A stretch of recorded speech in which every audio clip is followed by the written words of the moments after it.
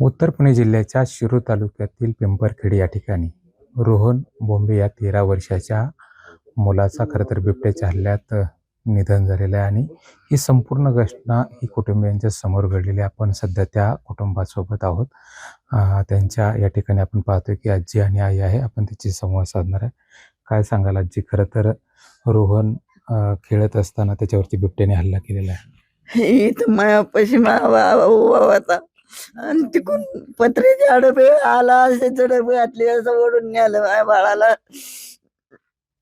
आम्ही इथं कोणीच नाही, आम्हीच दोघं होतो. आरडता वराडता बाबांनी नेलं बाळाला. माझ्या पार तिकडे ओढीत माणसं जमताना हे करता. मी एकलीच होते इथं, पोर मायापाशी होत. एकूणच काय काय घटना होती? कसा बिबट्याने हल्ला केला? काय परिस्थिती?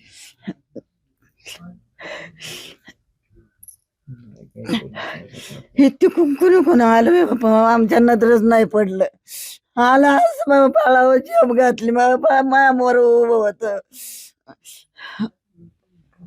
या ठिकाणी रोहनची आजी, खरं तर तिच्या भावना उशी झालेल्या आहेत. आपल्यासोबत रोहनची आहे. कसा कसा रोहन आणि त्याच्यावरती जो हल्ला झाला त्याबद्दल काय? रोहन रोहन हल्ला झाला हा अत्यंत गंभीर बातमी. आमच्या बाळाला न्याय पाहिजे ना आम्हाला. बरं, आम्ही कुटुंब एवढ्या माणसांनी कसं कसं हे करायचं, सहाय्य करायचं, कसं जीवन जगायचं. आणि ते जर नसले सहाय्य करीत तर आमचा संपूर्ण परिवार त्यांना म्हणत न तुम्ही नसले बिबटे पकडीत तर आम्ही त्याची तयारी करून आम्ही त्याला मारितो, आमचे संपूर्ण परिवार. कारण आमचे जीवन जगण्याची पद्धतच शेती आम्ही तर आम्हाला घरी सगळं इथं असून आम्ही कसं हे करणार ना. आमची लहान लहान मुलं आहे काय आजकाल नाही. आमची किती वर्षापासून मुलं एकटी ये जा करीत होती. असा प्रसंग कधीच नाही घडलेला आणि कोणच्या यावा पण नाही. त्याच्यामुळे आम्हाला शासनाचा न्याय पाहिजे व्यवस्थित. आणि नसले तर आम्हाला पण त्यांच्या बरोबर घेऊन जा, त्या वाघांबरोबर. आम्ही पिंजऱ्यात यायला तयार आहे सगळेजण. चला मग. नक्कीच या ठिकाणी आम्हाला सुद्धा त्या पिंजऱ्यात घेऊन जायची परिस्थिती आपल्यासोबत. आमचं बाळच गेले तर आमचं जगून जीवनात तरी काय अर्थ राहिलाय सांगा ना तुम्ही. आमचा आज पोटचा गोळा गेलाय, आमचं आज लेकरू गेले, आमचं मन आम्हाला काय सांगते. आमचं आज क्षणाला आज काय म्हणून नाही. आमच्या बाळाची आठवण, इकडे पेन पडले, तिकडे कपडे पडले, चप्पल पडली, सगळीकडे काय काय सामान आहे. आम्ही काय सांगणार सांगा ना तुम्हाला. त्यापेक्षा आमचं बाळ गेले ते आम्हाला सुद्धा घेऊन जा, आम्ही सुद्धा तयार आहे संपूर्ण त्या क्षणात. त्याच्यासाठी आम्ही त्या जीवन अर्पण करायला तयार आहे. उद्विग्न मनानं खरं तर आईच्या ज्या आठवणी त्या खरं तर त्या रोहन बरोबर आहेत आपल्यासोबत येथील आहे. खरं तर हा 97 बळी आहे आणि याच्या अगोदरही वारंवार आपण या भागात आंदोलनं केलेली आहे. परंतु वन विभागच्या कर्मचाऱ्यांकडे मागणी केली जाते, प्रशासनाकडे मागणी केली जाते. कसं पाहता? विदारक परिस्थिती आहे. इथं आपण घरात आलोय बघतोय, जर दिवसा ढवळ्या घराच्या आजूबाजूला कुठे पाठीमागे म्हणत ऊसाची शेती, आजूबाजूला कुठे ऊसाची शेती नाही, मागे नाही, पुढे नाही, काय नाही. आणि जर ओपन दिवसा बिबट्या पुढे येऊन जर अटॅक करत असेल तर भविष्यात ही परिस्थिती अजून कठीण होणार आहे. आणि मला हे कळत नाही की प्रशासनाला अजून या गोष्टीचं गांभीर्य का नाहीये.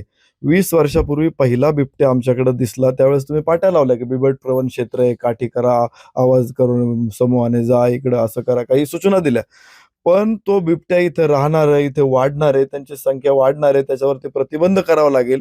याचं कुठलीही उपाययोजना प्रशासनाने किंवा लोकप्रतिनिधी कुणीही केली नाही. आज अशी परिस्थिती आहे की कुत्र्यांपेक्षा बिबटे जास्त आहेत. कुठेही जा, गावात रोज संध्याकाळी जर सकाळपासून जर आम्ही बघितलं 10-12 लोकांचे फोन येतात की इथे बिबट्या दिसला, तिथे बिबट्या दिसला.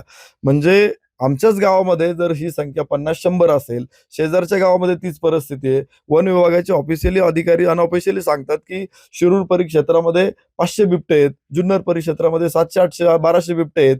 मग एवढी संख्या वाढलेली आहे.